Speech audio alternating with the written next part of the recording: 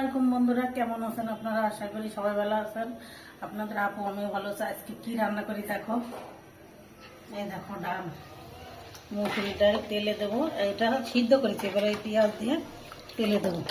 আর এই দেখো গোশটা আমি হাত সব কিছু বাইটে নিয়েছি, আমার হাত জ্বালা করতেছে, এই জন্য এখন হাত দেবো না। এই দেখো আমি সব কিছু মাখাই দিছি, তেল, তারপরে পেঁয়াজ, একটু আস্ত রসুন, কাঁচা ঝাল আস্ত, হলুদ লবণ দিয়ে দিছি। এবারে আদা জিরে গরম মশলা বাইটে দিছি। এই দেখো এবারটা মাখাইনি বাবা, এটা সুন্দর, এটা সুন্দর করে মাখাইনি।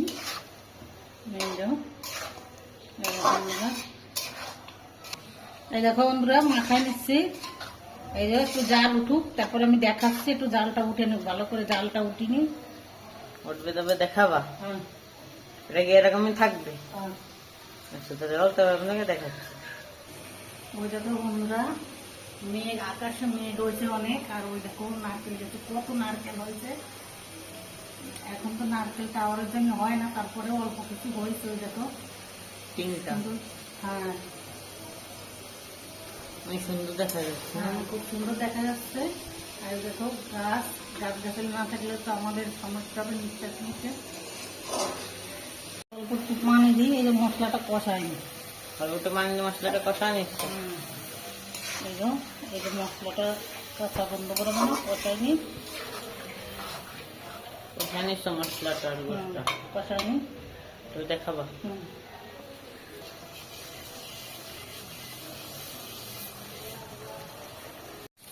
বন্ধুরা এবারে আমি পানি দিয়ে দেবো। এই অল্প গোস্ত অর্ধেকটা রেখে দিচ্ছি, আর অর্ধেকটা রান্না এই জন্য গরম পানি দিচ্ছি, কষার পানি, তাহলে তাড়াতাড়ি গলে যাবে না।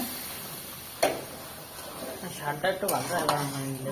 হয়, গরম পানি দিলে স্বাদও হয় আর ওই গোস্ত গলেও যায়। এই জন্য আমি কিছু অর্ধেকটা রান্না করেছি, আপনার ভাই এনেছে, দেখানি হয়নি আপনাদের।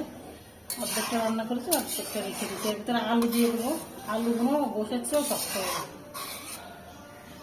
আলু দিবে এর মধ্যে? পরে দিলে বলতে চাই না। এবারে আলুটা দিয়ে দিচ্ছি। আগে আমরা আলু দিতাম কষা হয়ে গেলে, তারপরে আলু দিতাম। আর এখন কষার সঙ্গে দিয়ে দিই, কেন এখন আলু বলতে চায় না, গোছ বলে দেয়, আলুটা বলতে চায় না। ওটাকে এটা হয়ে যাবে। এবারে একটু ঢাইকে দেবো। ঢেকে দিবা? ঢাইকে দিই সুন্দর করে। ঢেকে দিলে হয়ে যাবে? ঢাইকে দিলে কষাই হয়ে যাবে। এই যে বন্ধুরা, এবার আমি ঢাইকে দিচ্ছি। 5 মিনিট পরে দেখাচ্ছি আপনাদের। 5 মিনিট পরে তাহলে হোক, তবে দেখাচ্ছি। হোক, তাই দেখাচ্ছি। বন্ধুরা এই দেখো আমি রসুন দিয়ে দিছি, একদম মনে ছিল না, রসুন দিছি 5টা 6টা দিয়ে দিছি রসুন। রসুনটা খেতে খুব ভালো লাগে, আপনারা খেয়ে দেখেন। এই দেখো আমার কষাটা হয়ে গেছে, কত সুন্দর একটা ফ্লেভার আসতেছে। এবার আমি জলের পানি দিয়ে দিচ্ছি, গরমই দিচ্ছি।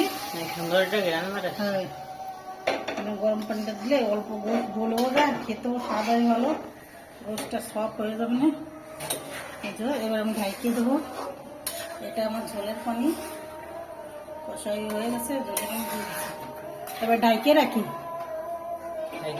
হ্যাঁ, আর 5 মিনিট ঢাইকে রাখি, গলে যাক এটা, তারপরে দেখাচ্ছি।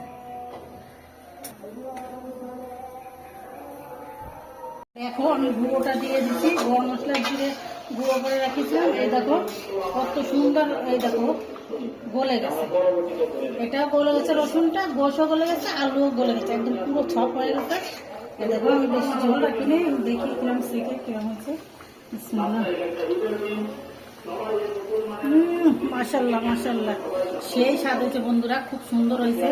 আপনারাও রেসিপিটা বাসায় এরকম করে আমার মতন হাতে মাখায় এরকম করে রান্না করে খেয়ে দেখবেন, খুব সুন্দর হয়।